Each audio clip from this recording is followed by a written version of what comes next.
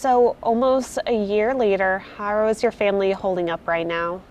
We're still at a loss. We're still at a standstill. We don't have any updates.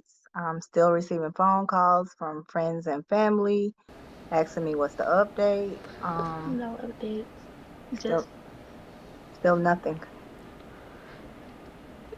Is that what you expected to have happen almost a year later, that you guys still don't have these answers?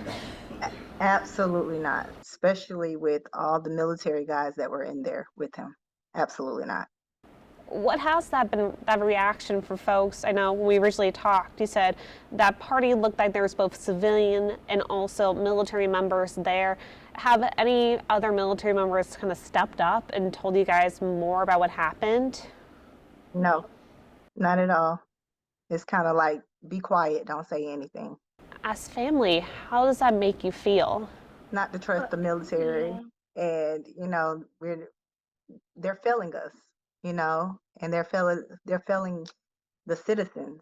They're failing everybody with just, trying to protect maybe two or three people versus, dealing with them accordingly and getting bad apples out of the military. And has there been any update from APD? How often do you guys talk to them? The only way I talk to them is when I call them. I try to call at least once a month. I used to call like at least once a week, but now I'm down to like once a month. And sometimes I talk to them, sometimes I don't. I have to wait 3 to 5 days or a week before for him to return my But calls. no updates. But still, when I do talk to him, there's nothing. There's no update. And I know you were saying he had a 7-month-old kid. How's the kid doing right now? He's awesome. He's growing. He's a happy little boy. Just wish his dad could be a part of his life.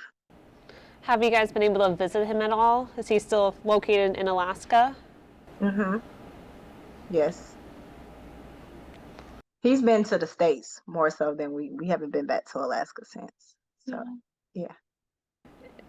How does that help you guys at all in the grooming process, being able to, just see a part of him in his son? Absolutely. He has his dad's eyes, so that just Just keeps like him. he looks just like Literally. him, so that actually helps a lot, a real Like lot. just a lot, It's like very him. disheartening when we have to separate from him. So what's your family kind of doing right now? I know you guys have the justice shirts on.